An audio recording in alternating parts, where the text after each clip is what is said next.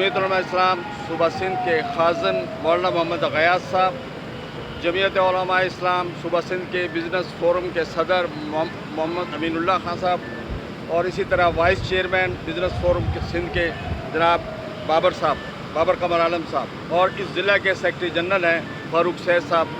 हमारा पूरा वफ़द यहाँ हमारे साथियों के साथ यहाँ जो कुछ मुतासरीन के साथ इज़हार यकजहती के लिए आए हैं। और आज ये इज़हार यकजहती हमारा ख्याल था कि मौलाना फजल रहमान साहब खुद प्रेस क्लब में भी ये बात करते, लेकिन उनकी तबीयत की नासाजी की वजह से आज मीट दी प्रेस जो कैंसिल हुआ है, तो वरना ये बात आज हम वहाँ भी उठाई जाती सहाफ़ियों के सामने। बहल कराची शहर ऐसा लगता है कि मुल्क में अलहदा एक हिस्सा है पाकिस्तान का। अब आप यहाँ कोई और कानून है, बाकी पाकिस्तान में कोई और कानून है। किसी बड़े आदमी के लिए और कानून है, किसी गरीब आदमी के लिए और कानून है। आप रेगुलाइज़ करना चाहें बनी गाला को तो आप रेगुलाइज़ कर दें, आप रेगुलाइज़ करना चाहें बहरिया टाउन को तो आप रेगुलाइज़ कर दें। जब गरीबों का टाइम आए तो इनको टांग दो। क्यों?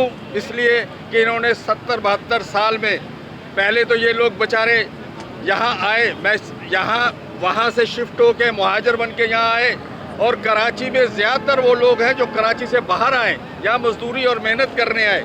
यहाँ लोगों ने कमेटियाँ डाली, बीसियाँ डाली, मुलाजम तनख्वाहदार आदमियों ने अपने बच्चों का पेट काट के इस तरह कोई ना कोई घर बुक कराया, जो आज जब उनको आज 2-3 साल में वो लोग अपने घरों में रह रहे हैं। आज ये जी रेगुलाइज नहीं है, आज जनाब इसकी लीज़ हम कैंसिल करते हैं, आज ये बिल्डिंग गलत बनी है। तो हजूर अदालतें तो उस वक़्त भी थी जब ये प्लाट सेल हो रहे थे, अदालतें तो उस वक़्त भी थी जब ये प्लाट एनओसी ले रहे थे, अदालतें तो उस वक़्त भी थी जब यहाँ इनको पानी की एनओसी मिल रही थी, अदालतें तो उस वक़्त भी थी जब इनको बिजली की एनओसी मिल रही थी, अदालतें तो उस वक़्त भी थी जब इनको केडीए एनओसी दे रहा था, जब इनका नक्शा रेगुलाइज हो रहा था।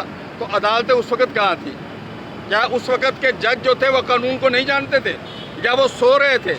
मैं किसी की तौहीन नहीं करना चाहता, हम इज़्ज़त देते हैं, ऑनर देते हैं अपनी अदलिया को, लेकिन अदलिया भी अपना कानून को यकतरफा पीने का पानी है, ना यहाँ बिजली है, ना यहाँ गैस है, लोग परेशान हैं। इस हाल में हमें क्या करेंगे? एक 70 साल बूढ़ा सिर्फ इसलिए ख़ुदकशी कर लेता है कि उसकी सारी उम्र की पूंजी एक घर था, उस घर को आप उसको घर को गिराने आपने लोगों को पहुँचा दिया, वो बेचारे ने ख़ुदकशी की। हम भी वहाँ गए, हमने जनाजा भी मौलाना हाफिज साहब ने जनाजा पढ़ाया वहाँ पर, हम सब लोग वहाँ पहुँचे और अल्हम्दुलिल्लाह हमने उस स्टेज पर तो उसको रोका है, हमारे कारकुन वहाँ पहुँच गए थे।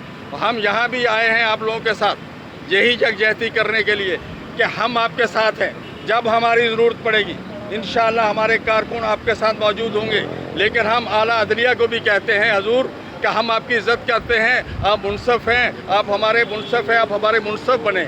आप दो कानून ना इस मुल्क में चलाएं कि एक बड़े आदमी का और कानून है, एक गरीब आदमी का और कानून है। कानून सबके लिए यकसा होना चाहिए और इस तरह ना मजबूर करें कि फिर आवाम जो है वो फिर आप कहेंगे तौहीन अदालत कर रही है, आवाम हमारे फैसलों के ख़िलाफ़ खड़ी हो रही है।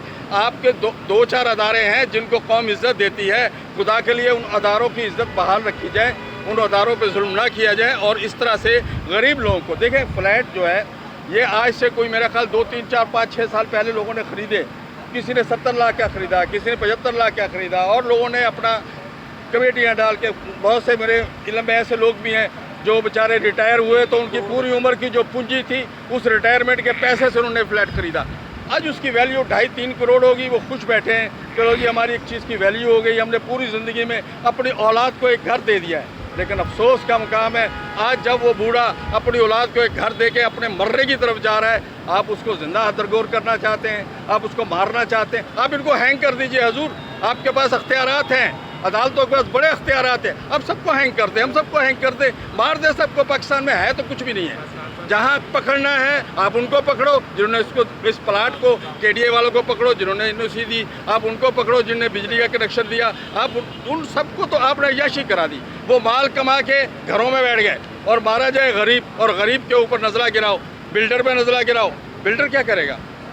क्या इस शहर से सनतें शिफ्ट हो चुकी हैं, फैक्ट्रियाँ शिफ्ट हो चुकी हैं हजूर, महंगाई ने बत मारी हुई इस कौम की, और बेरोज़गारी आम है। आप देखें शहर के मुज़ाफ़ात में देखें, गरीबों के घरों में चूल्हा नहीं जलता है, अगर एक टाइम चूल्हा जलता है 2 दिन रोटी नहीं खाते।